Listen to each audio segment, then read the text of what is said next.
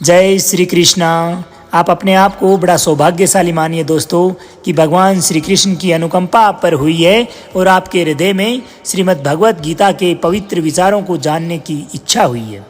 इस वीडियो में हम बात करेंगे कि भगवान श्री कृष्ण ने श्रीमद् भगवत गीता जी के दूसरे अध्याय में हमारे जीवन में काम आने वाले विचारों को किस प्रकार से समझाया है, और उन्हीं के वचनों को मैं आपका मित्र सांवर चौधरी बड़ी ही सरल और साधारण भाषा में इस वीडियो में आप तक पहुंचा रहा हूं।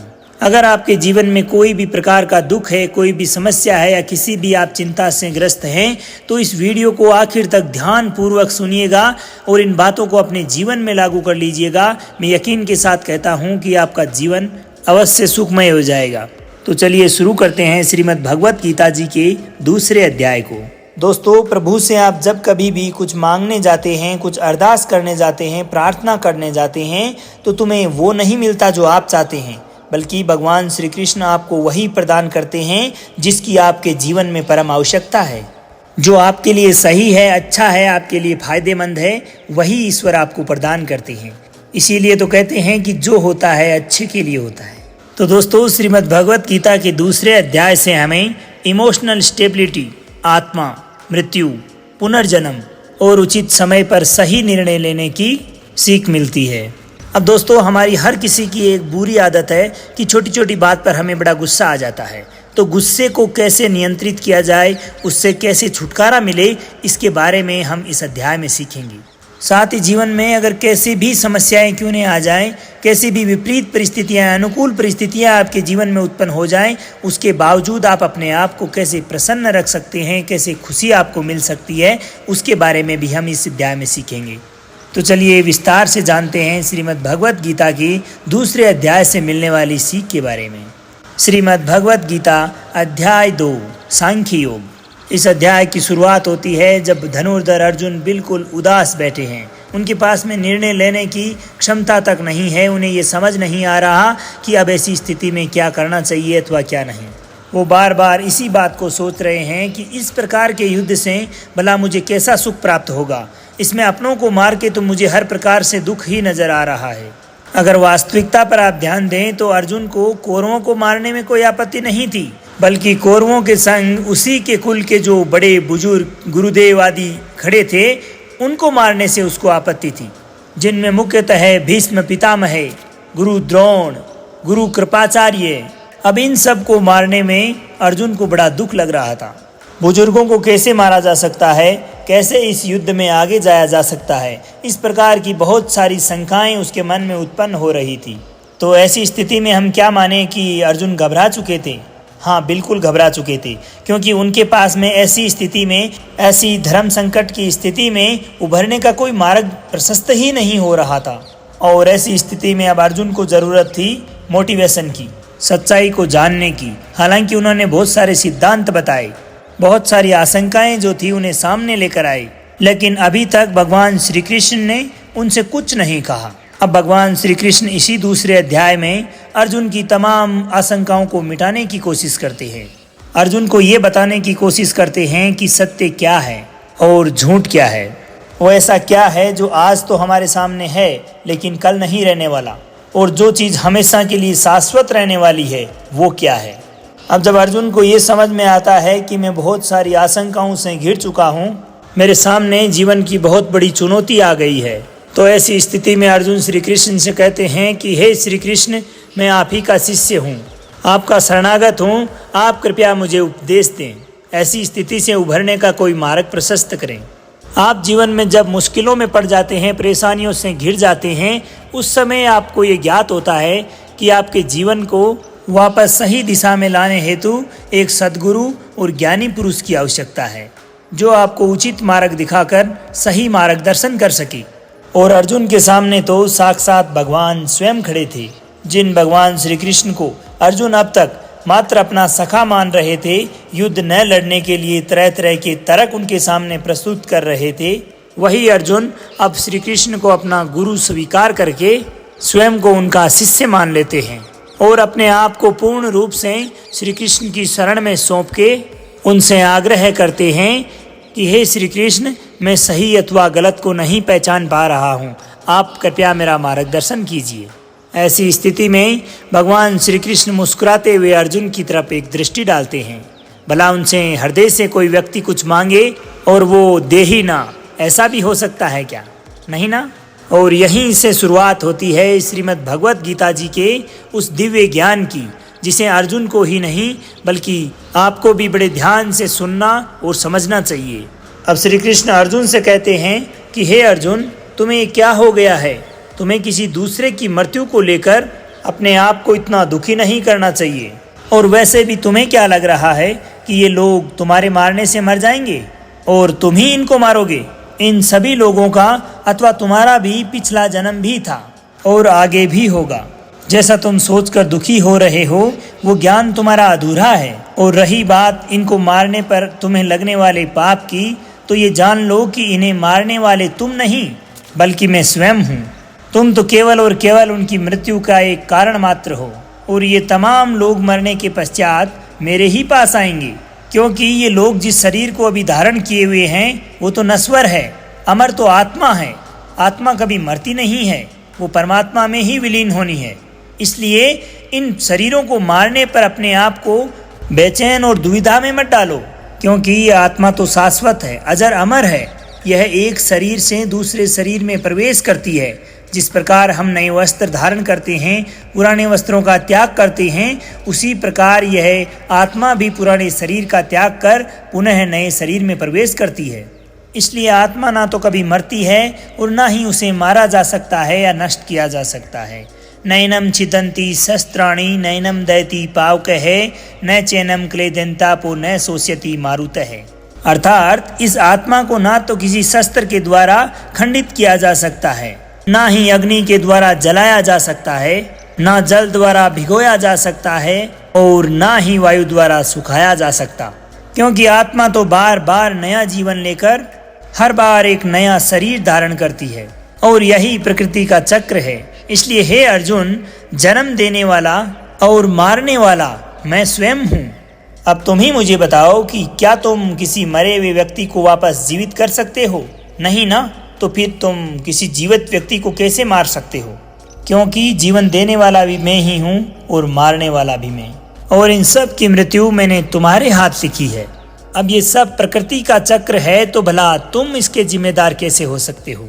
आगे भगवान श्री कृष्ण बताते हैं कि हे अर्जुन, जिन मनुष्यों को युद्ध करने का मौका मिलता है, अवसर मिलता है, वे अपने आप में बड़े भाग्यशाली होते हैं, क्योंकि उनका तो धर्म और कर्म ही युद्ध करना है। एक क्षत्रिय का धर्म क्या है? युद्ध करना। तो इसमें उसे पाप नहीं मानना चाहिए।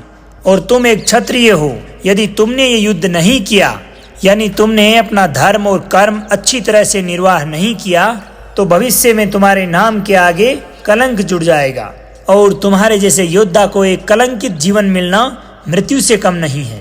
जो लोग तुम्हें बड़ा सम्मान दिया करते थे, तुम्हारी प्रशंसा किया करते थे, तुम्हारा मान सम्मान बढ़ाया करते थे, वही लोग तुम्हें निंदा के भाव से देखने लगेंगे, तुम्हारा उपहास करेंगे, तुम्हारी वीरता पर सवाल खड़े कर देंगे।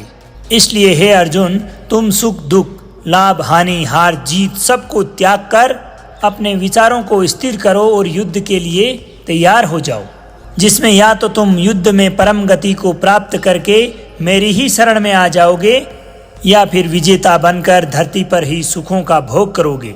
हे अर्जुन, तुमने अपने जीवन में आज तक जो कुछ भी सीखा है वो मेरे इस दिव्य ज्ञान के आगे कुछ भी नहीं।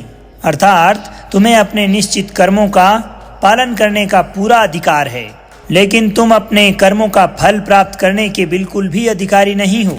इसलिए तुम अपने आप को अपने कर्मों के फलों का कारण मत मानो और ना ही कर्म ना करने में आसक्ति रखो।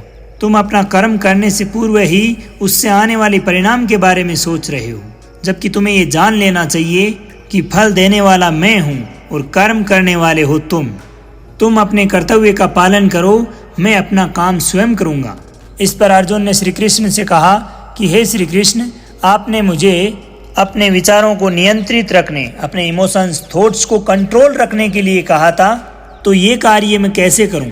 तो इस पर भगवान श्री कृष्ण कहते हैं कि जो व्यक्ति अपने मन की इच्छाओं और अपने द्वारा किए गए कार्यों से उत्पन्न होने वाले फल के बारे में सोचना बंद कर देता है, वही व्यक्ति स्थिर बुद्धि कहलाता है।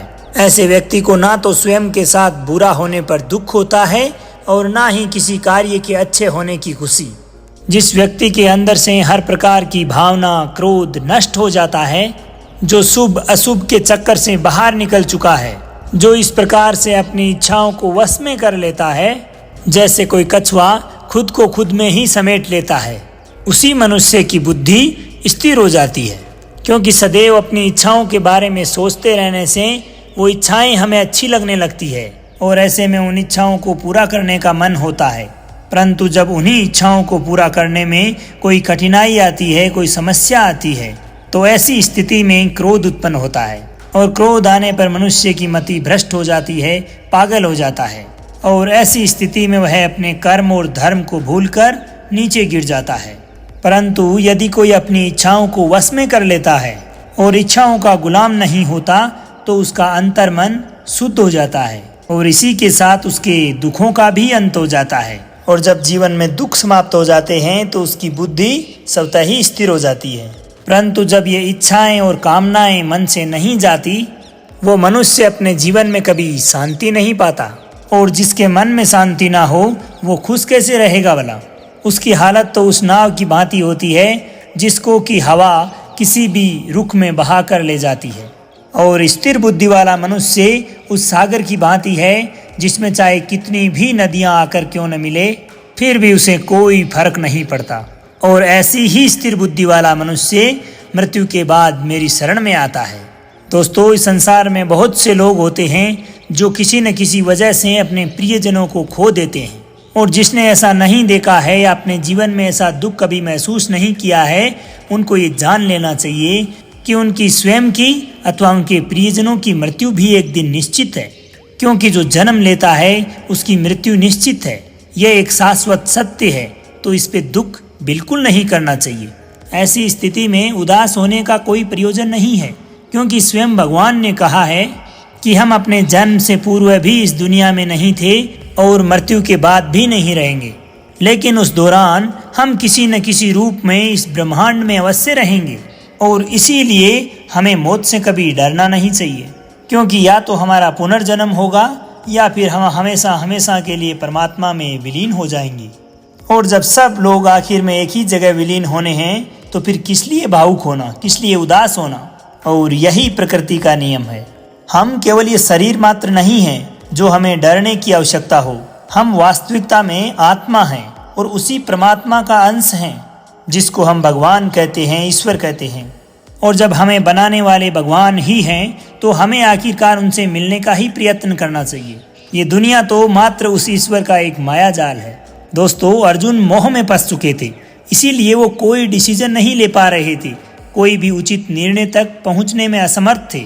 हमारे जीवन में भी ऐसा होता है कि जब कभी भी हमारी कोई निर्णायक घड़ी होती है, हम डिसीजन लेने वाले होते हैं, तो एक तरफ होता है हमारा मोह, हमारा अटैचमेंट, और दूसरी तरफ होता है हमारा लक्ष्य, हमारा वास्तविक काम। और इसी मोह के चलते हम अपने काम को पूर्ण करने में असमर्थता दिखाते हैं। जिस प्रकार से हमें पढ़ाई के लिए घर से दूर जाना होता है अथवा अपने जीवन के सपनों को पूरा करने के लिए कहीं दूसरे स्थान पर जाना पड़ता है, तो ऐसी स्थिति में हमें अपने परिवार का मोह तो छोड़ना ही पड़ेगा।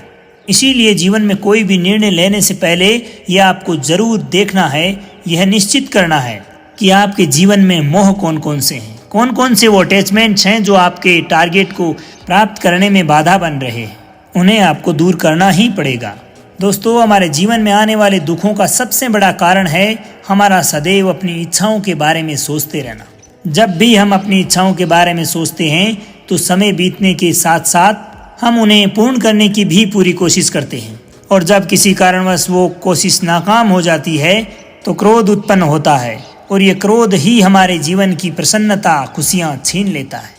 इसलिए दोस्तों, ये गुस्सा ही एक ऐसी चीज़ है जिसका अगर आप त्याग नहीं करोगे तो आप जीते जी जीवन में कभी खुशी नहीं पा सकते। आप हमेशा अपने आप को समस्याओं से घिरा ही पाओगे, क्योंकि ये दुनिया तो केवल आपके विचारों का ही प्रतिबिंब मात्र है। अब आपका ये सवाल ज़रूर होगा कि अगर हम जीवन में कोई इच्छा उत्पन्न ही नहीं करेंगे, किसी चीज़ के बारे में सोचेंगे ही नहीं, तो फिर नाम कैसे कमाएंगे? तो इसके लिए भगवान श्री कृष्ण बताते हैं कि आप सर्वप्रथम अपने कर्म को पहचानिए और उसके पश्चात सफल होने की खुशी अथवा असफल होने का डर त्याग कर उस काम को आप इस प्रकार से करें जैसे वो काम आप नहीं ईश्वर स्वयं कर रहे हैं। और इस प्रकार से आपकी हिम्मत कभी नहीं टूटेगी, क्योंकि ऐसा करने पर आपको ऐसा लगेगा कि इस कार्य के लिए मेहनत मैं नहीं बल्कि स्वयं परमात्मा कर रहे हैं। तो दोस्तों, ये था श्रीमद् भगवत गीता के दूसरे अध्याय का सार, जो आपको ज़रूर पसंद आया होगा। अब आपके मित्र सांवर चौधरी को आज्ञा दीजिए। मिलते हैं तीसरे अध्याय के साथ। जब तक खुश रहिए, मुस्कुराते रहिए, जीवन में आगे बढ़ते रहिए और प्रेम से बोलिए श्री राधे राधे।